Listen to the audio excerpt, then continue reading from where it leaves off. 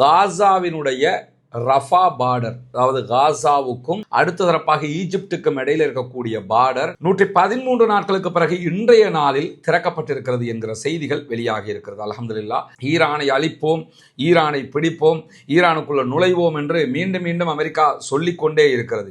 ஆனா வெனிசுவேலாவுக்குள்ள அப்படியெல்லாம் அவங்க சொல்லி கொண்டிருக்கல. தட்டாலடியாக உள்ள நுழைஞ்சாங்க. அங்கிருந்து நிக்கோலஸ் மதுரோவை தூக்கிக்கிட்டு போனாங்க. இருக்கக்கூடிய ட்விஸ்டே என்னன்னு கேட்டா, திடீரென இந்த கடற்படை பயிற்சியில் சீனாவும் ரஷ்யாவும் இணைந்து கொண்டிருக்கிறார்கள். குறிப்பாக ஆயத்துல்லா அலி ஹாமனி இந்த சர்ச்சைகளுக்கு மத்தியில பாதுகாப்பான இடத்தில் வைக்கப்பட்டிருக்கிறார், அவர் தங்க வைக்கப்பட்டிருக்கிறார் என்கிற செய்திகள் எல்லாம் வெளியாகி கொண்டிருந்தது. இன்றைய நாள் அவர் மீண்டும் மக்களுக்கு மத்தியிலே வந்து உரையாற்றி இருக்கிறார். இன்னைக்கு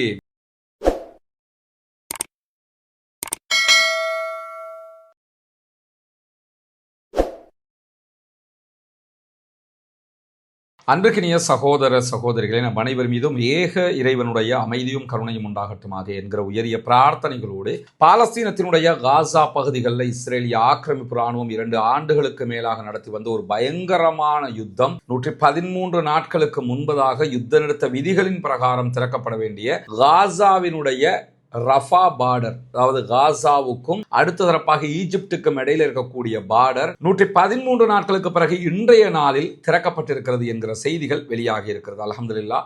அல்லாஹ்வுக்கு எல்லா புகழும்.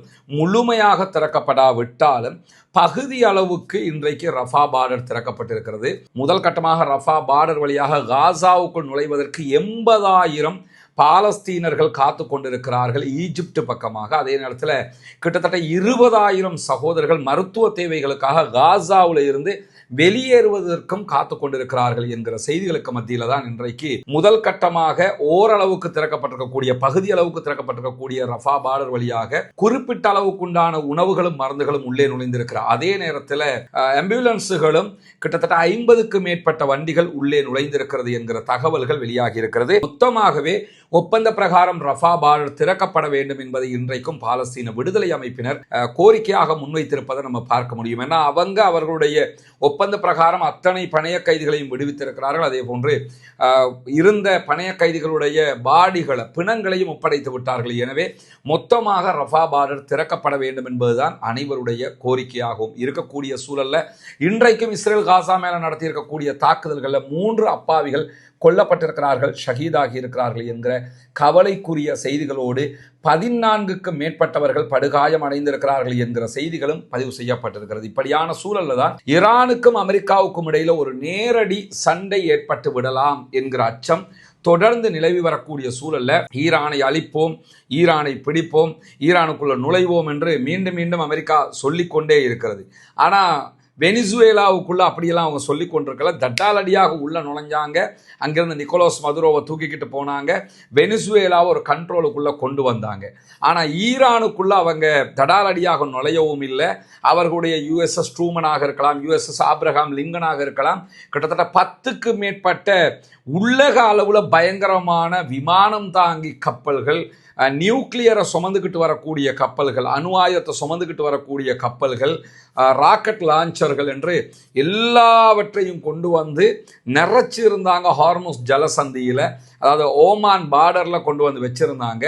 இப்படியெல்லாம் வைத்துக்கொண்டு நாங்கள் அந்த தாக்குவோம் இந்த தாக்குவோம் சொல்லிக்கிட்டு இருக்கிறாங்களே தவிர இதுவரைக்கும் ஈரான் மேலே எந்த விதமான தாக்குதல்களையும் அவர்கள் முன்னெடுக்கவில்லை. இதே நேரத்தில் நமக்கு தெரியும், நேற்றைய தினம் ஈரானுடைய பந்தர் அப்பாஸ் துறைமுகம் திடீரென ஒரு மிகப்பெரிய ஒரு வெடிப்பு ஏற்பட்டிருந்தது. அந்த வெடிப்புக்குரிய காரணம் எந்த நாடுகளுடைய தாக்குதல்களும் கிடையாது, அங்கு ஏற்பட்ட கசிவுதான் காரணம் என்று சொல்லப்பட்டிருக்கிறது. ஏற்கனவே பந்தர் அப்பாஸில் ஏற்பட்ட ஒரு மிகப்பெரிய கேஸ் லீக்கால 1000க்கும் மேற்பட்டவர்கள் கடந்த ஏப்ரல் மாதம் 2025 கொல்லப்பட்டிருந்தாங்க, மரணிச்சிருந்தாங்க.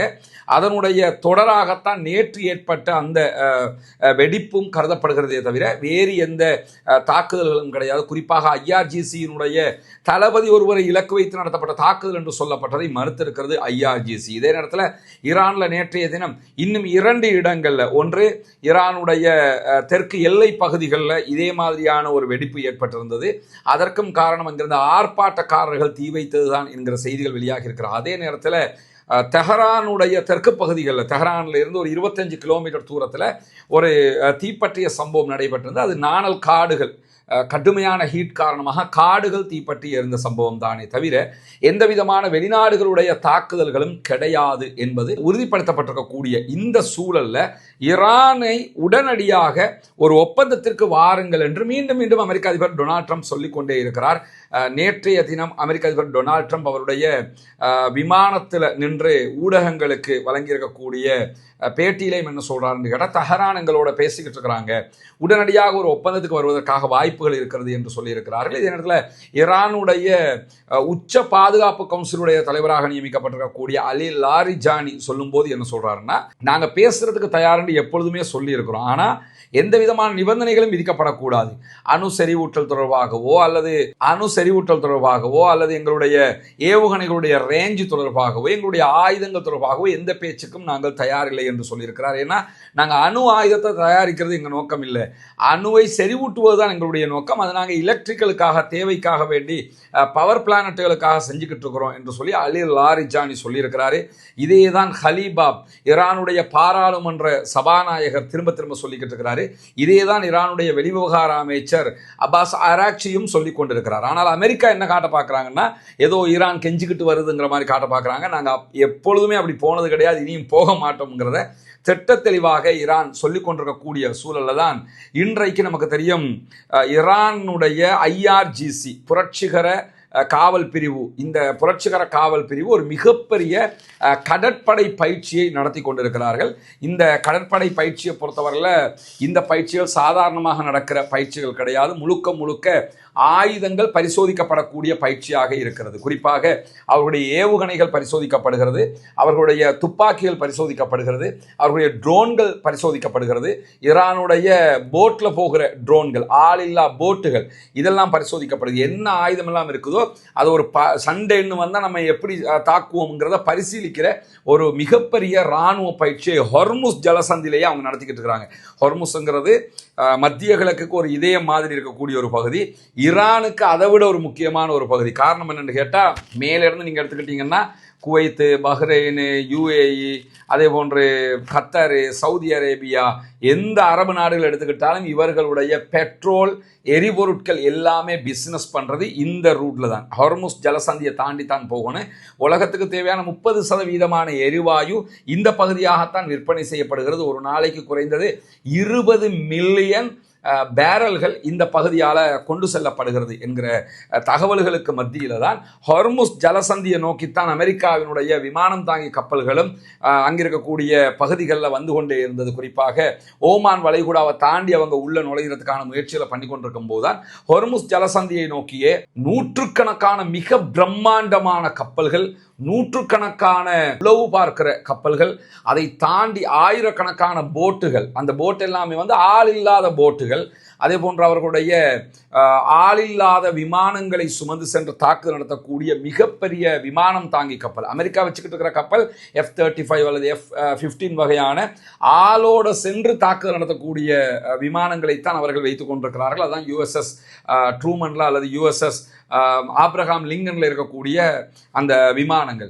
ஆனால் ஈரான் வைத்திருக்கக்கூடிய விமானங்களை பொறுத்தவரை அதுக்கு ஆட்களே தேவையில்லை, ஆள் இல்லாத விமானங்களை வைத்து தான் அவர்கள் தாக்குதல் நடத்துகிறார்கள். ஆனால் அவர்கள் வைத்திருக்கக்கூடிய அந்த விமானம் தாங்கி கப்பலில் இருக்கக்கூடிய ஆளில்லா விமானங்களை பொறுத்தவரை அது 2 வே, போய் தாக்குதல் நடத்திக்கிட்டு ரிட்டர்ன் வருவாங்க. இதே நேரத்தில் அவர்களிடம் இருக்கக்கூடிய பல ஆயிரக்கணக்கான ட்ரோன்கள் 1 வே மாத்திரம்தான், போயாச்சு அடிச்சாச்சு அத்தோட காலி, சூசைட் பண்ணக்கூடிய விதமாகத்தான் அந்த விமானங்கள் தயாரிக்கப்பட்டிருக்கிறது. இந்த மிக பிரம்மாண்டமான ஒரு கடற்படையை இதுவரைக்கும் உலகம் பார்க்காத அளவுக்கு அமெரிக்காவோட மோதிரத்துக்கு ஈரான்ட்ட என்னவெல்லாம் இருக்கிறது என்கிறத காட்டுறதுக்காகவே இந்தியா என்ன பண்ணாங்கன்னு கேட்டால், இன்றைக்கு ஹார்முஸ் ஜலசந்திக்கு கொண்டு வந்திருக்கிறாங்க. அந்த வீடியோக்கள் நமக்கு இதில் காண்பிக்க முடியாது, நம்ம வளமில் திரையில் போட்டு காட்டுவோம், அதுலேயும் காட்ட முடியாது, ஆயுதங்கள் சார்ந்தது என்பதாலும் சில காப்பிரைட் பிரச்சனைகளாலையும் காட்ட முடியாது. அவ்வளோ ஒரு பிரம்மாண்டமான, நீங்கள் அல் ஜசீராவில் பார்க்க முடியும், பிரம்மாண்டமான ஒரு கடற்படையை அவர்கள் காட்டுறது மட்டுமில்லாமல் இதில் இருக்கக்கூடிய ட்விஸ்டே என்னன்னு கேட்டால், திடீரென இந்த கடற்படை பயிற்சியில் சீனாவும் ரஷ்யாவும் இணைந்து கொண்டிருக்கிறார்கள். குறிப்பாக ரஷ்யாவினுடைய கடற்படை பங்கு கொண்டிருக்கிறது. இந்த பயிற்சிகள் நடத்தப்படுகிற நேரத்தில் என்ன ஆச்சுன்னு கேட்டால், நாங்கள் வருவோம், ஈரான் கட்டிப்போம், ஈரான் அது பண்ணுவோம் இது பண்ணுவோம்னெல்லாம் வீராப்பு பேசி கொண்டிருந்த அமெரிக்காவினுடைய விமானம் தாங்கி கப்பல் ஓமான் வளைகுடா வரைக்கும் வந்த கப்பல் இந்த பயிற்சிகள் நடக்கிற காரணத்தினால உடனே அவங்க பின்வாங்கி இருக்கிறாங்க. இந்திய பெருங்கடலுக்கு USS Abraham Lincoln, USS Truman உள்ளிட்ட அமெரிக்காவினுடைய 10 பயங்கரமான கப்பல்களும் பின்வாங்கி இருக்கிறார்கள். நீங்கள் பயிற்சி நடத்துங்க, நாங்கள் ஓரமான. ஏன்னா நேற்று என்ன சொன்னாங்கன்னு கேட்டால், எங்கள் கப்பலுக்கு மேலே உங்கள் விமானங்கள் பறந்தாலோ அல்லது ட்ரோன்கள் பறந்தாலோ எது நடந்தாலும் நாங்கள் எதிர்வினை ஆற்றுவோம், உங்களுக்கு எதிராக தாக்கல் நடத்துவோம்னெல்லாம் அமெரிக்காவுடைய சென்டகாம் வெளியிட்டிருந்த அந்த எச்சரிக்கையெல்லாம் நம்ம பார்த்தோம். நேற்று இவ்வளவு வீராப்பா பேசினவங்க அப்போ ஈரான் ஏதாவது பயிற்சி நடத்தும் போது ஒன்று கிடக்க கொண்டாகும் போல அப்படின்னு நினச்சிக்கிட்டு இருந்த நேரத்தில் ஈரான் பயிற்சி நடத்துறதுக்கு அவங்களே வழியை விட்டுவிட்டு பின்னாடி இந்திய பெருங்கடலுக்குள்ள ரிட்டர்ன் போயிட்டாங்கிற செய்திகளை நம்ம பார்க்க முடிகிறது. எனவே ஈரான் தன்னுடைய ஆயுத வல்லமையையும் ஆளுமையையும் மீண்டும் மீண்டும் சர்வதேசத்துக்கு காட்டிக் கொண்டிருக்கக்கூடிய சூழலில் தான் ரஷ்யா ஈரானுக்கு Su-35 சூப்பர் ஃபிளாங்கர் என்கிற ஒரு வகையான விமானத்தை வழங்க இருக்கிறது என்கிற செய்திகள் இன்றைக்கு வெளியாகி இருக்கிறது. ரஷ்யாவினுடைய ஒரு ஸ்பெஷல் தயாரிப்பாக இருக்கக்கூடிய தாக்குதல் விமானமாக இது அறியப்படுகிறது. அந்த விமானங்களை ரஷ்யா ஈரானுக்கு திடீரென வழங்குகிறது என்கிற செய்திகள் வெளியாகி இருக்கிற அதே நேரத்தில் இதைத்தான் அலி லாரிஜானி நேரடியாக சென்று ரஷ்ய அதிபர் புட்டினோட 2 நாட்களுக்கு முன்பதாக பேசியிருக்கிறார் என்கிற தகவல்களும் வெளியாகி இருக்கிற அதே நேரத்தில் ஓமான் வளைகுடாவில் தொடர்ந்து ஹார்முஸ் ஜலசந்தி அந்த பகுதிகளில் 1000 கிலோமீட்டர் ரேஞ்சில் இருக்கக்கூடிய குரூஸ் ஏவுகணைகளை பல 100 மைல்கள் தொலைவுக்கு ஈரான் நிலைநிறுத்தி இருக்கிறது என்கிற தகவல்களும் இன்றைக்கு வெளியாகி இருக்கு. ஈரான் என்ன பண்ணுறாங்கன்னா, கடலுக்கு உள்ள நிறைய கடலுக்குள்ளேயே பங்கரை ஏற்படுத்தி வச்சிருக்கிறாங்க. கடலுக்குள்ள பங்கர்னா கடலுக்குள்ள இருந்து தாக்குதல் நடத்துகிற அளவுக்கு அதற்கேற்ற தொழில்நுட்பங்களோட அவங்க ஏவுகணைகளை கடலுக்கு கீழே வச்சிருக்கிட்டு இருக்கிறாங்க என்கிற காட்சிகளை எல்லாம் தொடர்ந்து வெளியிட்டு கொண்டே இருக்கிறாங்க. அதே நேரத்தில் கடல் ஓரமாக கிட்டத்தட்ட ஹொர்முஸ் பகுதிகளில் மட்டும் 6000 பங்கர்களை ஈரான் தயாரித்து வைத்திருக்கிற அந்த பங்கர்கள் எல்லாவற்றிலேயுமே ஏவுகணைகள் தான் நிரப்பப்பட்டிருக்குது. குறிப்பாக தற்கொலை ட்ரோன்கள், போட்டுகள் இருக்கிறது என்கிற செய்திகள் வெளியாக இருக்கு. கோஸ்ட் போட் என்று சொல்லக்கூடிய சில போட்டுகள் அவங்க தயாரிச்சிருக்கிறாங்க. அது கடலில் போகிற வேகத்திலேயே தண்ணிக்குள்ள மூழ்கக்கூடிய வகையில் தயாரிக்கப்பட்டிருக்கக்கூடிய போட்டுகள்.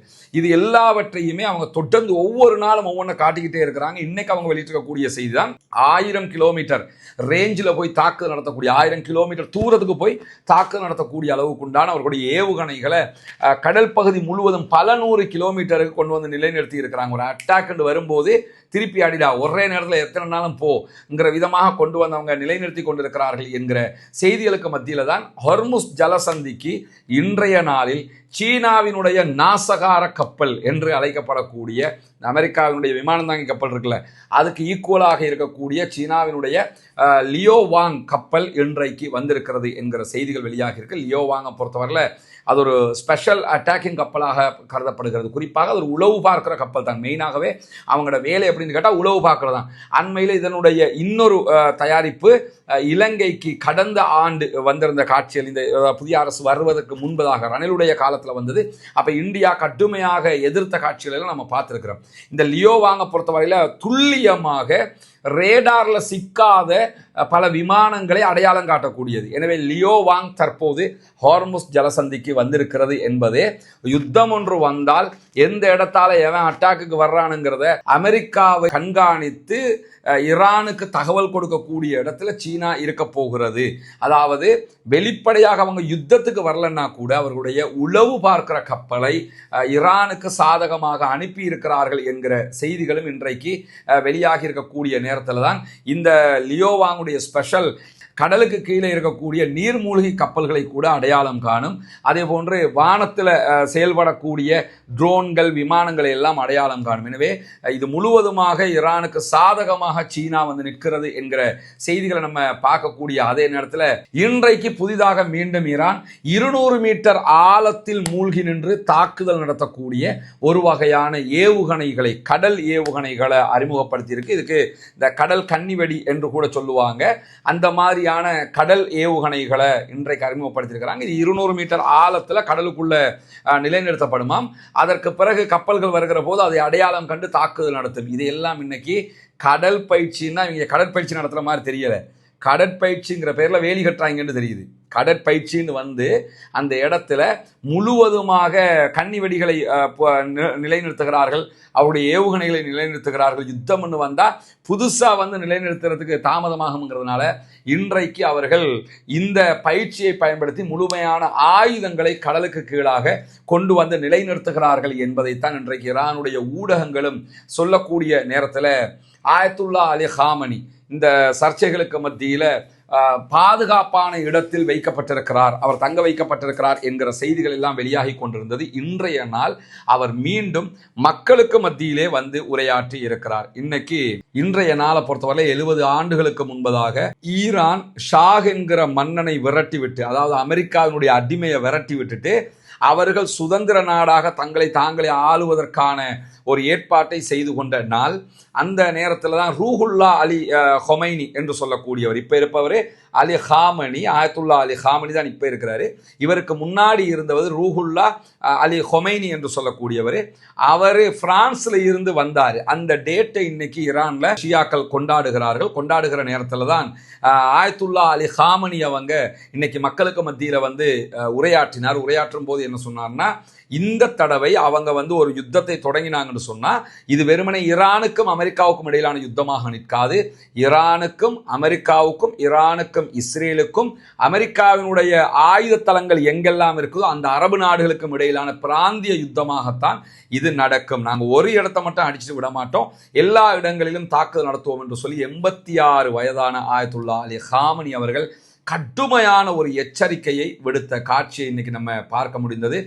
தெஹரானுடைய நகர மையத்தில் தான் இந்த மீட்டிங்கை நடைபெற்றது. ஒழிச்சுக்கிட்டெல்லாம் நடத்தலை.